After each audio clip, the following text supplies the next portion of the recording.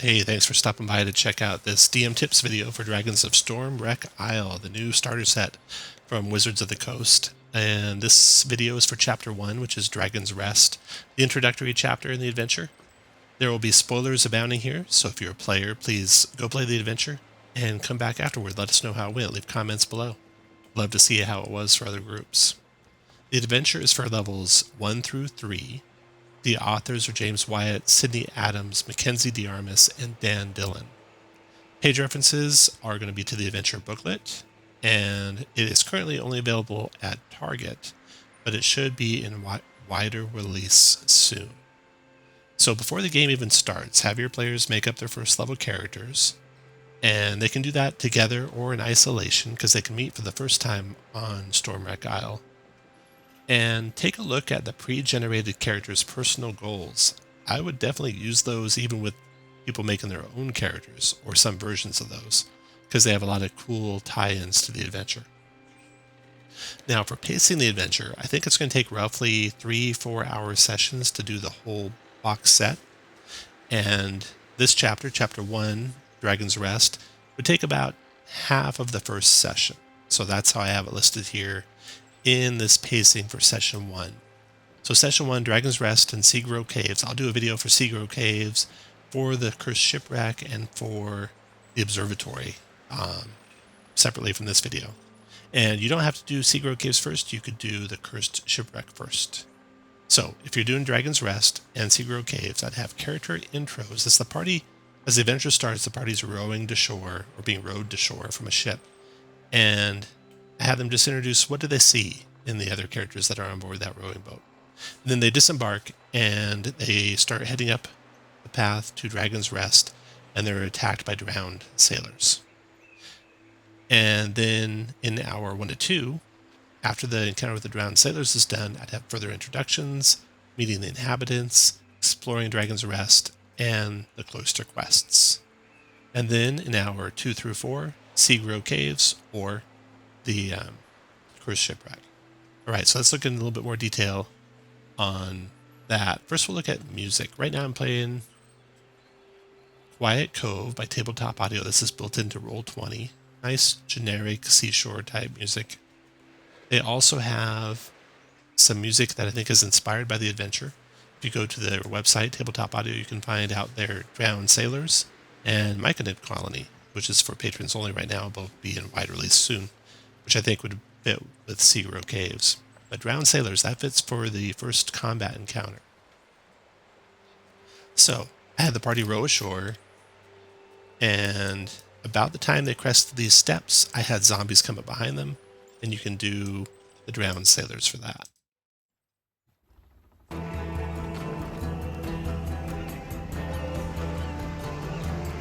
Still got the sound of the seashore, a little bit more heightened tension.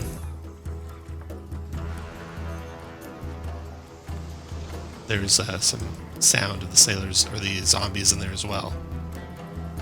So I'd pick that up if I were you, and then I'll go back to my cove here. Turn that off. Okay, so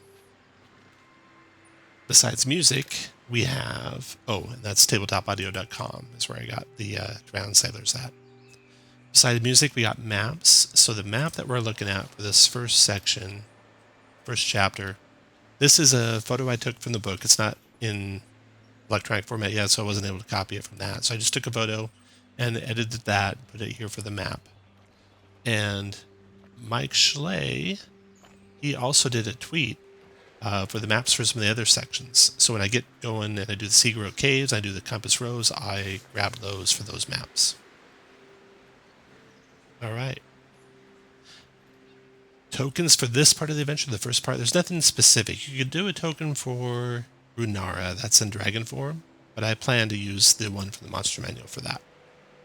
And images. So one cool image for this section, which actually doesn't come into play until near the near the 4th chapter, when the party's getting ready to do the Clifftop Observatory. I would do this actually at the end as like a conclusion for Seagrow Caves or Cursed Shipwreck. When they've completed both of them, whichever one they do second, they have the encounter, which comes from the Cloister quests with Runara, where she reveals her true form. It's a great image there. And again, I just copied that or photocopied or took a picture of my camera from the book for that. Okay, now knowledge that the party might have in all of this section. I like to do knowledge in a way that the party can reveal it in character. So what I do is in roll 20, I'll create a token on the object layer. I'll make it invisible. I'll give it an aura that only I can see. And it's got these little buttons here for sharing knowledge. So first, introductory knowledge. This would be before the party is even coming to the island. It's got knowledge about the Platinum Dragon. This comes from page 3 of the book, and Tiamat and dragons in general. And then knowledge when they see this first dragon statue. Actually, knowledge for the zombies. This is an important one because these zombie encounter. Zombies can be pretty tough for a first level party to face because they don't go down easy. So be prepared to help them with knowledge. Anyone who has any religion knowledge should know that it takes a critical hit or radiant damage to guarantee bringing down a zombie. If they don't do that, of course they have their undead fortitude where they make a saving throw. That's a DC of 5 plus the damage they took. And if they make it, they drop to only 1 hit point instead of dying. So in addition to sharing that knowledge with the party, you can adjust the number of zombies they face. So it starts out with 3 in the book. And if you have the fight happening right here, the party can kind of control who faces the zombies pretty well. If the zombies aren't going down fast enough, you can have the kobolds start to assemble and start throwing sling stones at the aft zombie to take it out. If the zombies go down too fast and you want to make it difficult, you can just add more zombies. Pretty easy dial to turn in that first encounter with the party. And if they're very experienced, they can probably handle more than 3. If they're brand new, even 3 might be a little too much for them. So use caution there. Okay, so they come up to the zombie fight. You share the zombie knowledge. Now they see a statue when they get to this first area. And there's also little garden boxes and vegetable rows and stuff like that all around up here. And the statue they see is of a bronze dragon. So you can share that with ones that have specific knowledge. You can tell it looks like a statue of a dragon, and specific ones can tell if it's a bronze dragon if they know Arcana or religion.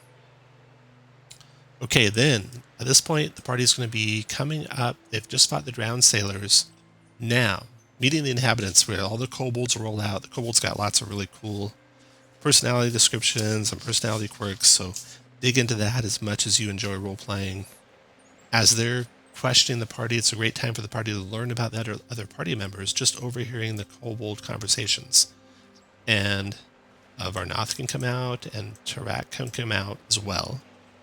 And there's some more information for those two. So Tarak, someone can recognize these from a Thieves Guild, and if their personal goal from their character, or if they share with a personal goal, there's one of the characters that's looking for this person. Varnoth, someone might know that she was a mercenary. And I'll have all these texts for these things in the description below. So all this knowledge that you can share with the players. You can see when I ran it, I had one character who saw the Hangman's Noose. No characters knew anything about the soldier. So that only whispered to the GM, not to a player. And you can see the dragon stuff whispered to multiple players. So that's how I do that. The syntax of it, just look at the syntax of this guy. It's just /W space GM, my notes of what it takes. And then I'd put actually behind that the information that they'd know. If I have time, I'll put whispers for each character that would make that check. So here's what it would look like if no one makes the check. I'd have whisper GM, the check, and what they find out. And if someone makes the check, I'd have a whisper to an actual character down below. This is one of the reasons why I have the players always change their display name to their character name. That way I can just use their first part of their character name and whisper to them. All right. So there's that. Then, eventually, Runara will come down and introduce herself to the characters, and she will say that they're free to stay here while they explore. And here, the characters can start asking questions, right? They can ask about the zombies, they can ask about adventures on the island. And if you're running this as a DM, you can share all of it. And there's ways they can find out about shipwrecks through Runara and through Rinix and through Varnoth. And they can find out about the Myconids and how they've set up a guardian and how they're not trading anymore with the inhabitants of Dragon's Rest. And Tarek would have that quest. So if you want the party to do one or the other first, you can withhold the other quest information. I gave the party both quest information, and they chose the Cursed Shipwreck first, which I think is going to be pretty common. The majority of parties, if they knew everything, would pick the Shipwreck first. So if you want to do in the order it's written, definitely withhold some of that Shipwreck information from them. All right, now they can explore the rest of Dragon's Rest with the time they have remaining. They can explore the winch house, the dining area, the library. If anyone wants to actually dig into the library and spend some time reading there, then you can share with them the information on page 3 of the adventure background. I would stop at the second or maybe the third paragraph. You don't want to get down to where it talks about Runara. That should be shared when Runara shares the rest of the information with the party. And then more knowledge and information the party can find is when they get up to the temple, finally. So in the temple, anyone who has knowledge of Arcana or religion would know that the statue that's depicted there is Bahamut, and that's his mortal disguise. But if someone has a lot of knowledge in Arcana or religion, they can learn even more information they can share about Bahamut.